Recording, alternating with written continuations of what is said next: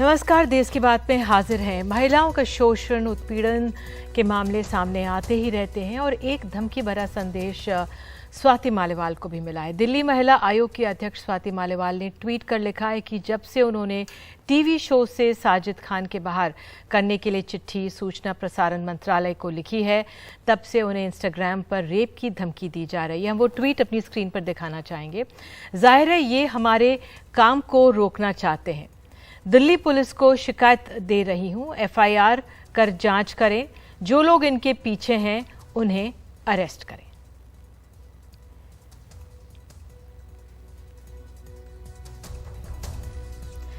तो साजिद खान के मशहूर टीवी शो कार्यक्रम में शामिल होने का विरोध में कई आवाजें उठी हैं। याद होगा आपको 2018 का जो मी टू आंदोलन चला था, जिसमें यौन शोषण करने वालों के खिलाफ आवाज उठी थी। इसमें साजिद खान पर भी आरोप लगाए गए थे। तो साजिद खान के खिलाफ जिन्होंने बोला था, कुछ नाम आपके सामने हैं: Saloni Chopra, Jiya Khan, Ahana Kumra, Simran Suri, Mandana Kasimi, Rochelle White, Mandana Karimi, Rochelle White, Shalin Chopra, Dimple Paul और करिश्मा उपाध्याय। तो 2018 में कई महिलाओं ने साजिद खान पर यौन उत्पीड़न के आरोप लगाए थे। Indian film and directors association ने साजिद खान पर निर्देशन की पाबंदी लगाई थी 1 साल के लिए। आईएफटीए की कार्रवाई साल भर के लिए थी। तो साजिद खान को Indian film and directors association ने 1 साल के लिए निर्देशन पर रोका था। लेकिन बिग बॉस में शामिल होने पर एक बार फिर से सवाल उठे हैं और गायिका जो है सोनम महापात्रा, उन्होंने भी इनके शिरकत करने पर आवाज़ उठाई है। तो इसी मामले पर भी हम गौर करेंगे। हमारे साथ स्वाति मालीवाल है, उनसे बात करते हैं।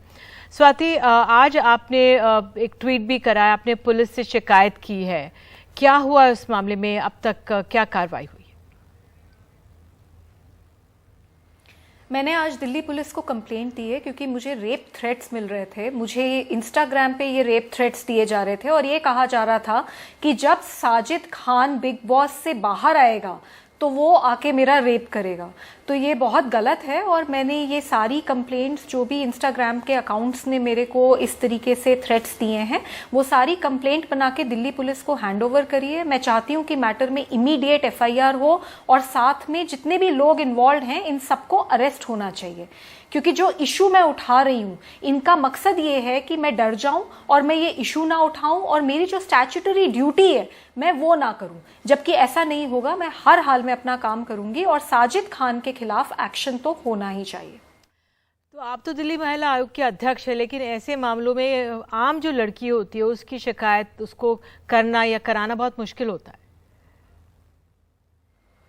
जी बिल्कुल मुश्किल होती है और इस बात में कोई दो राहें नहीं है कि एक बार एक लड़की का कुछ आदमी रेप करते हैं, उसके बाद पूरा सिस्टम मिलके रेप करता है। मैं इसमें बिल्कुल मानती हूँ क्योंकि ये रेप मैं पूरा दिन होते हुए देख रही होती हूँ और जो बहुत ही ज़्यादा दुखद है।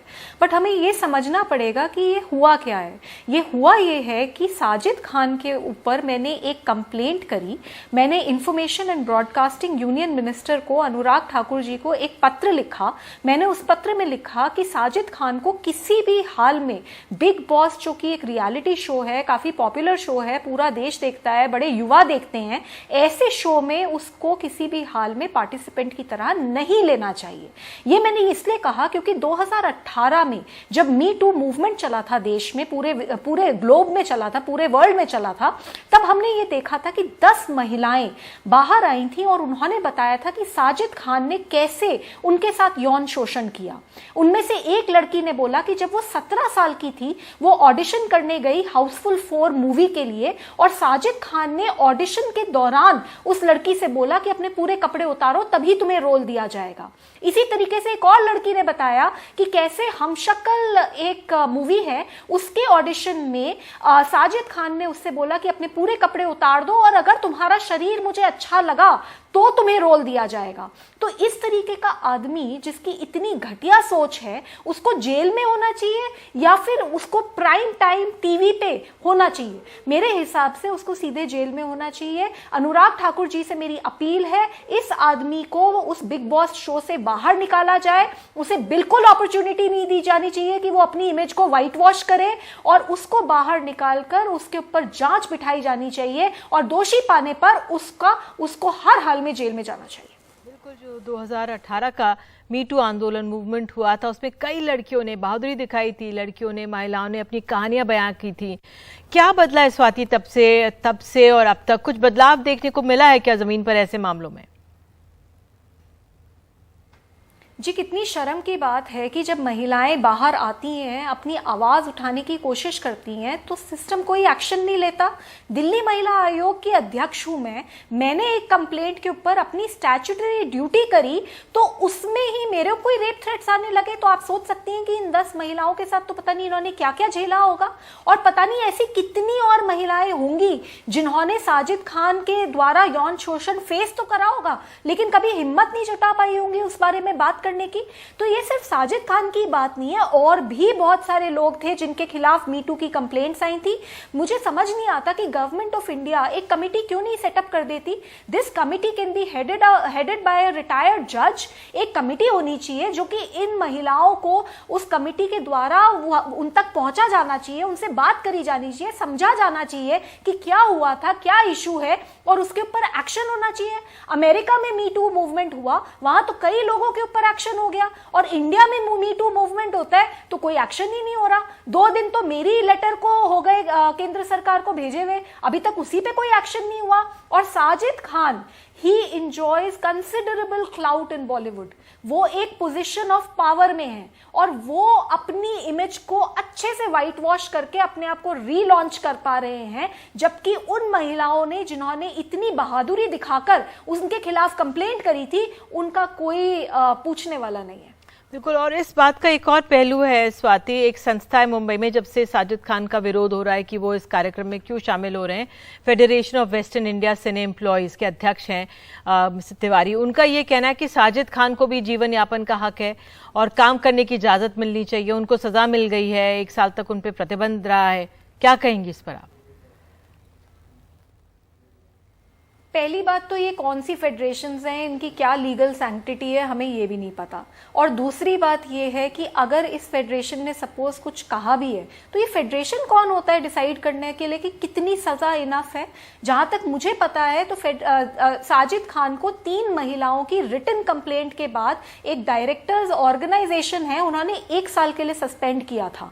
तो उन्होंने कुछ तो ढूंढा होगा ना, कुछ तो उन्हें मिला होगा, तभी तो सस्पेंड हुआ साजिद खान। तो कैसे 1 साल इनफ है? पता नहीं कितनी महिलाओं के साथ शोषण हुआ है, और जो महिला बता रही है कि 17 साल की उम्र में उसके साथ साजिद खान ने ऐसा करने की कोशिश करी, तो पॉक्सो के एक्ट लगता है। तो क्या इतनी कम सजा काफी है? कैसे काफी है? सो मुझे लगता है मैटर का पूरी मामले का अच्छे से जांच होनी चाहिए, और इसीलिए बहुत जरूरी है कि साजिद खान को वहां से बिग बॉस शो से बाहर निकाला जाए।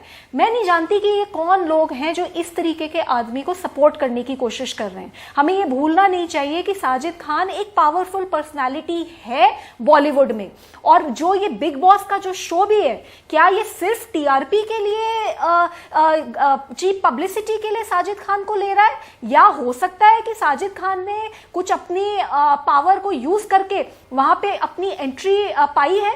तो क्या उसको ये अपॉर्चुनिटी दी जानी चाहिए? मेरे हिसाब से बिल्कुल नहीं दी जानी चाहिए, and I don't think that this federation is correct. मैं बिल्कुल नहीं मानती इस बात को, और अनुराग ठाकुर जी की तरफ इस वक्त पूरा देश देख रहा है, देश की महिलाएं देख रही हैं, और मेरे हिसाब से अगर वो कुछ काम नहीं करते इस इश्यू पे, तो एक तरीके से सारे सेक्सुअल ऑफेंडर्स को बढ़ावा है और देश की महिलाओं के ऊपर एक तमाचा है। चलिए स्वाति, अब हमारे साथ जुड़ी, इसके लिए बहुत बहुत धन्यवाद, और आपने अपनी बात रखी। बहरहाल इस तस्वीर का एक और पहलू भी है। पुलिस द्वारा शोषण के मामलों में अगर तत्पर कार्रवाई होती है तो सिस्टम में और पुलिस में विश्वास बढ़ता है। तो एक खबर मुंबई से आई है। मुंबई पुलिस ने लड़की के सामने अश्लील हरकत के एक मामले में जल्द न्याय का एक बेहतरीन उदाहरण पेश किया है। मुंबई पुलिस ने आरोपी को गिरफ्तार कर 24 घंटे के अंदर चार्जशीट फाइल कर दी। 2 दिन के मुकदमे में सजा भी दिला दी है। हालांकि उसे पकड़ने में पुलिस को 100 दिन से ज्यादा समय लगे। एक ऐसा कम ही होता है कि कोई पीड़िता इस तरह सोशल मीडिया पर पुलिस की सराहना करे और दूसरों को भी पुलिस के पास बिना किसी संकोच के अपनी शिकायत ले जाने के लिए प्रोत्साहित करे। दरअसल जून महीने में गांव देवी इलाके में कैनेडी पुल के पास एक शख्स एक कॉलेज छात्रा के सामने अश्लील हरकत कर फरार हो गया था। पीड़िता की शिकायत पर गांव देवी पुलिस ने मामला दर्ज कर आरोपी की तलाश के लिए 500 के करीब सीसीटीवी खंगाले और फिर उसकी पहचान हो जाने पर तकरीबन 100 दिन बाद उसे गिरफ्तार कर लिया। सभी वेस्टर्न लाइन और लोकल लाइंस के रेलवे स्टेशन पे उसके पोस्टर्स लगाए, बस स्टैंड्स पे पोस्टर्स लगाए और सभी स्लम एरियाज में भी हमने पोस्टर्स लगाए। 100 दिन के प्रयास के बाद हमें 5 अक्टूबर के रात में खबर मिली कि वो आदमी उस एरिया में थोड़ी दूर में देखा गया है। गिरफ्तारी में भले ही 100 दिन से ज्यादा लग गए, लेकिन 6 अक्टूबर को उसकी गिरफ्तारी के बाद पुलिस ने तत्परता दिखाते हुए 24 घंटे के भीतर ही अदालत में चार्जशीट फाइल कर दी। 5 तारीख को हमने मध्य रात्रि उसको गिरफ्तार किया था। 6 तारीख को उसको कोर्ट में प्रोड्यूस किया हमने और अत्यंत संवेदनशील गुना था करके हमने 24 घंटे के अंदर इसमें पूरी एविडेंस कलेक्ट करके 24 घंटे में इसकी चार्जशीट 7 अक्टूबर को दाखिल किया।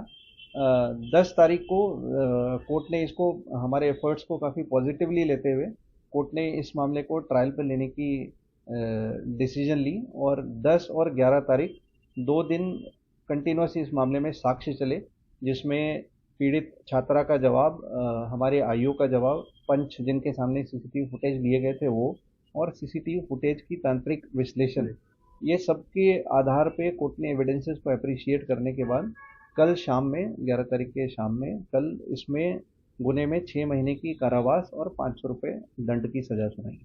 मुंबई पुलिस की तत्परता से दोषी राम लखन को उसके किए की सजा मिल गई और पीड़िता को भी जल्द इंसाफ मिल गया। ऐसे समय में जब आम आदमी का भरोसा सिस्टम पर से उठता दिख रहा है, तब इस तरह के उदाहरण आम आदमी के मन में जल्द न्याय मिलने की उम्मीद की किरण लेकर आते हैं। मुंबई से कैमरामैन धनेश के साथ सुनील सिंह, एनडीटीवी इंडिया के लिए। देश की बात में आगे बढ़ते हैं। सुप्रीम कोर्ट में आज क्या हुआ, जानकारी देते हैं। नोटबंदी के फैसले पर सुप्रीम कोर्ट ने आज बड़ा दखल दिया है। केंद्र और आरबीआई से फैसले पर जवाब मांगा है। अगली सुनवाई इस मामले में 9 नवंबर को होगी और इस पर अधिक जानकारी दे रहे हैं हमारे सहयोगी आशीष भार्गव। की रात्रि को 2016 में हुई नोटबंदी का मामला अब काफी बड़ा हो गया और सुप्रीम कोर्ट ने बड़ा कदम अब उठा लिया है। पिछले कई सालों से कोल्ड स्टोरेज में ये मामला पड़ा हुआ था, लेकिन अब सुप्रीम कोर्ट ने केंद्र सरकार और आरबीआई से इस पूरे मामले में विस्तृत जवाब दाखिल करने को कहा है और साथ ही साथ ये भी कहा है कि जो दस्तावेज, जो फाइलें आरबीआई नोटिफिकेशन नोटबंदी को लेकर जो फैसले लिए गए उनसे संबंधित है, वो भी फाइलें तैयार रखे। 9 नवंबर को 5 जजों का संविधान पीठ इस मामले में एक अहम सुनवाई करेगा। हालांकि पहले पीठ का ये रुख था कि ये मामला निष्प्रभावी हो गया है, एकेडमिक हो गया, इसलिए इस मामले की आगे सुनवाई नहीं करनी चाहिए, वक्त बर्बाद नहीं करना चाहिए। यही बात केंद्र सरकार कह रही थी, लेकिन याचिकाकर्ताओं, खासतौर पर जब पूर्व वित्त मंत्री और वरिष्ठ वकील जो हैं पी चिदम्बरम, वो उन्होंने दलील दी और कहा कि ये मुद्दा एकेडमिक नहीं हुआ है, ये मुद्दा ज्वलंत है, जीवंत है और भविष्य में भी ऐसा मुद्दा सामने आ सकता है। इसलिए सुप्रीम कोर्ट को इसमें दखल देना चाहिए और सुप्रीम कोर्ट को एक फैसला देना चाहिए, कानून तय करना चाहिए। उन्होंने 1978 की नोटबंदी का हवाला दिया और कहा एक कानून आया था, उस कानून के तहत नोटबंदी की गई थी, लेकिन यहाँ पर आरबीआई एक्ट के तहत एक नोटिफिकेशन जारी करके नोटबंदी कर दी गई। 1978 में 10,000 और 5,000 के नोट वापस लिए गए थे, लेकिन यहाँ पर 86% करेंसी जो है भारत की, वो नोट अमान्य हो गए थे क्योंकि 1000 और 500 के नोट सबसे ज़्यादा प्रचलित थे। ऐसे में सरकार की प्रक्रिया जो थी वो बिल्कुल नोटबंदी की गलत थी, वो अवैध थी और सुप्रीम कोर्ट को इसका दखल देना चाहिए। और 5 जजों की पीठ ने कहीं ना कहीं माना कि इस मुद्दे पर आगे सुनवाई की ज़रूरत है। सुप्रीम कोर्ट ने यह भी कहा कि हमारे सामने सवाल ये है कि नोटबंदी जो 2016 में हुई, क्या सरकार आरबीआई एक्ट के तहत ऐसा कर सकती थी? क्या किसी कानून की जरूरत है कि नहीं ऐसे नोटबंदी के लिए? क्या जो प्रक्रिया का पालन किया गया वो सही है या नहीं, ये देखना है। इसके अलावा सुप्रीम कोर्ट ने ये भी कहा कि ये भविष्य के लिए कानून तय किया जा सकता है, भविष्य की पीढ़ियों के लिए ये कानून तय किया जा सकता है और जो 3 जजों ने उनके पास एक संविधान पीठ के पास जो मुद्दा भेजा है उसका जवाब देना उनका कर्तव्य है। और इसके साथ साथ ये कहा है केंद्र सरकार और आरबीआई को अब जवाब दाखिल करना है। तो कहीं ना कहीं नोटबंदी का जो जिन था एक बार फिर बाहर आ गया है और सुप्रीम कोर्ट कहीं ना कहीं इस मामले को एक बार फिर से सुनवाई को तैयार हो गया है। तो सुप्रीम कोर्ट में काफ़ी दलीलों और ठोस सबूतों के दस्तावेजों के साथ अब केंद्र सरकार और आरबीआई को आना होगा, क्योंकि यहाँ पर नोटबंदी की संवैधानिकता को सवाल उठाया गया है और कहा गया है कि पूरी तरह संवैधानिक है, गैर कानूनी तरीके से नोटबंदी की गई थी, बिना किसी कानून के नोटबंदी की गई थी और ये सही नहीं था। तो 9 नवंबर को एक अहम सुनवाई इस मुद्दे पर होगी। नई दिल्ली से आशीष भार्गव, एनडीटीवी इंडिया। और सुप्रीम कोर्ट का एक और बड़ा आदेश है, आपको बता दें, आज 66A के तहत सभी कानूनी कार्रवाई रद्द हो। आईटी कानून की धारा 66A का मामला था। सोशल मीडिया पर लिखने से जुड़ी है धारा 66A। भविष्य में कोई कार्रवाई ना करने का आदेश भी दिया सुप्रीम कोर्ट ने और पहले के दर्ज सभी मामले रद्द हों। बहुत अहम है जो आज सुप्रीम कोर्ट ने कहा।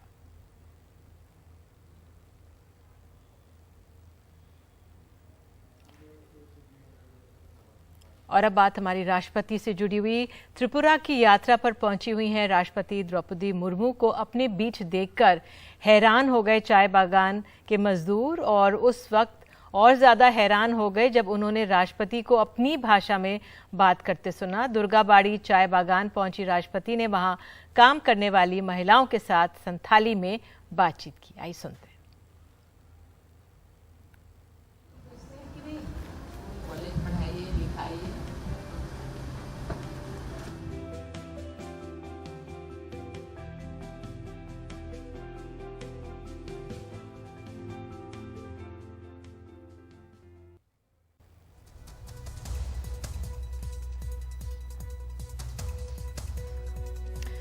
तो अंतर्राष्ट्रीय मंदी के बढ़ते अंदेशे के बीच वित्त मंत्री निर्मला सीतारमण ने कहा है कि भारतीय अर्थव्यवस्था को कई तरह के जोखिम से निपटना पड़ रहा है। वॉशिंगटन दौरे के दौरान थिंक टैंक ब्रुकिंग्स इंस्टीट्यूट के एक कार्यक्रम में वित्त मंत्री ने ऊर्जा और खाद की ऊंची कीमतों से निपटने की चुनौती को काफी अहम माना है। पिछले एक हफ्ते में आईएमएफ और वर्ल्ड बैंक ने वित्तीय साल 2022-23 के दौरान भारत की अनुमानित विकास दर में 0.8% से 1% तक गिरावट का अनुमान जताया है।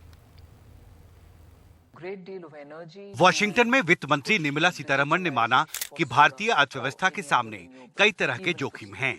वे ब्रुकिंग्स के एक कार्यक्रम में अर्थशास्त्रियों और विशेषज्ञों के साथ एक संवाद में शामिल थीं।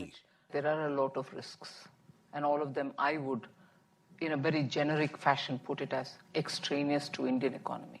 They're all things happening outside which are definitely hitting us. Now, at the same time, what's impacting the price of imported goods, which often It's rising. Central banks not able to.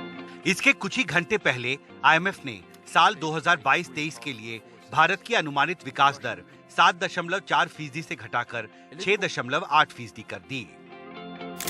वित्त मंत्री ने माना महंगा होते तेल, gas जैसे ऊर्जा पदार्थों और खाद की बढ़ती कीमतों से निपटने की चुनौती बड़ी है।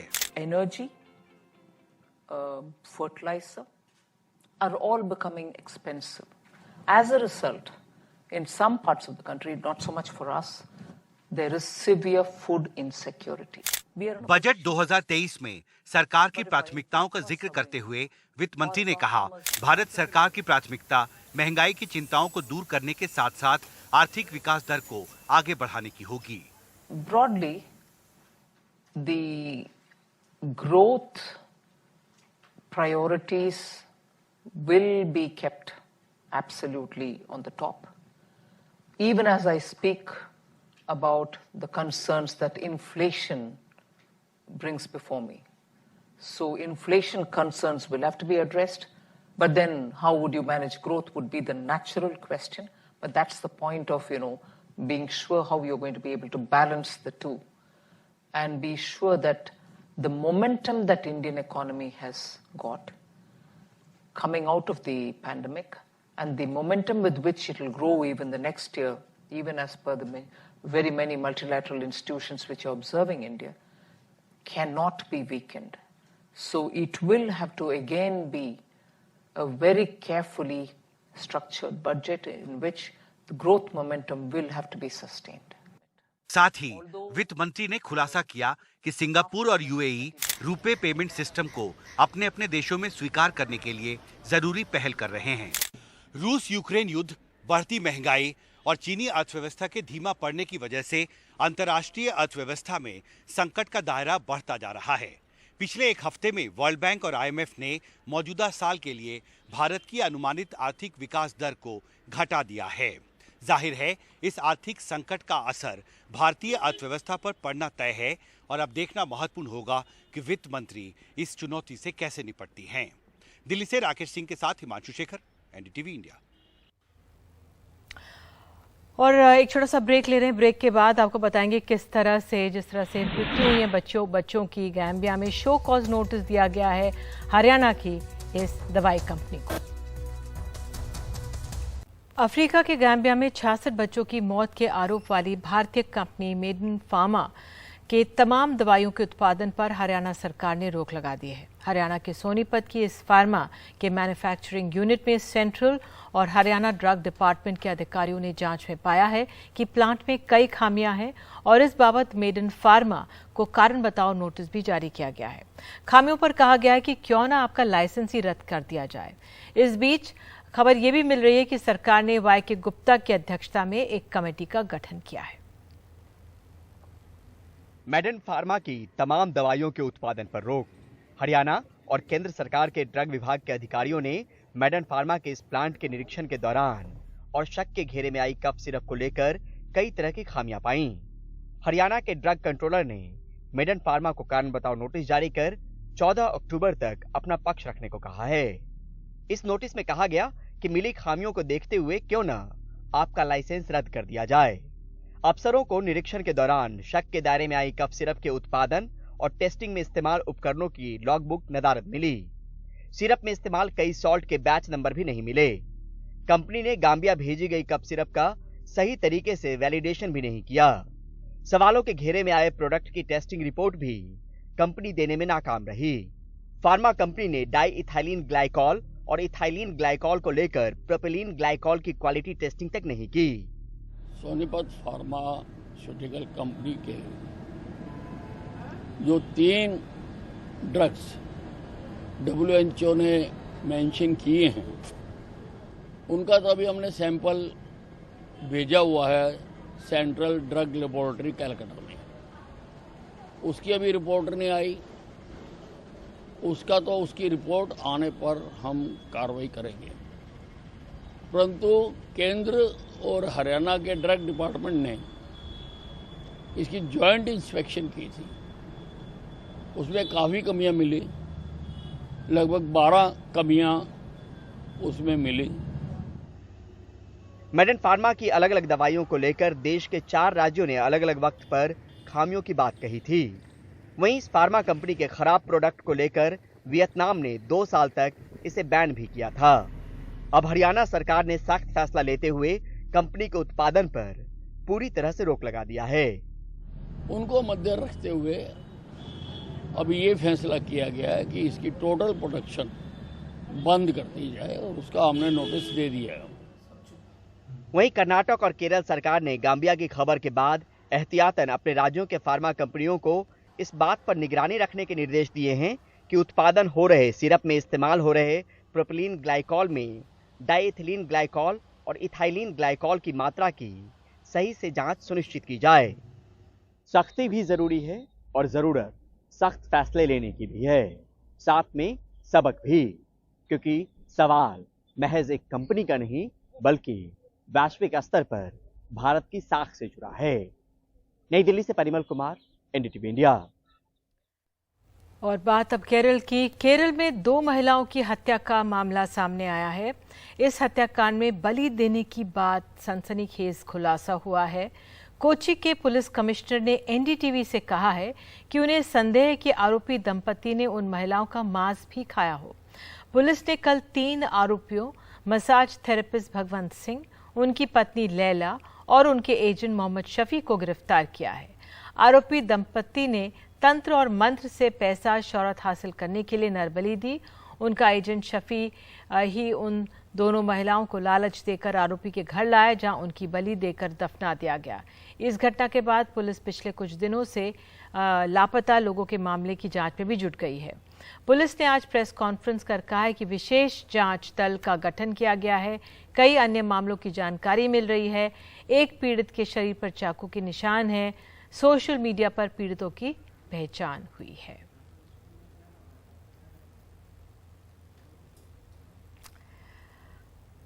और देश की बात में आपको आगे बताएंगे, लोग कहां पर काट रहे हैं एक नाव पर दिन और रात।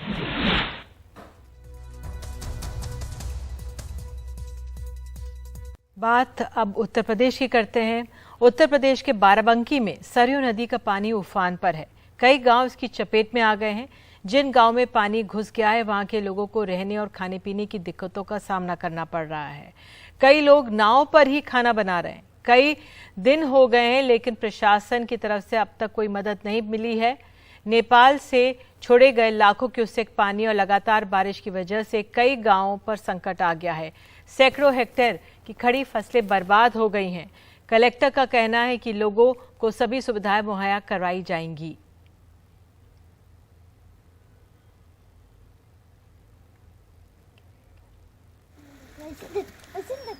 और आइए जाते जाते बात केरल की करते हैं। केरल में कुन्नूर के सरकारी स्कूल के एक छात्र ने कमाल कर दिखाया है। कंप्यूटर साइंस के छात्र मोहम्मद शियाद ने एक रोबो बनाया है जो वेटर की तरह आपको खाना भी पेश कर सकता है। आप खुद ही देखिए कि कैसे ये रोबो काम करता है।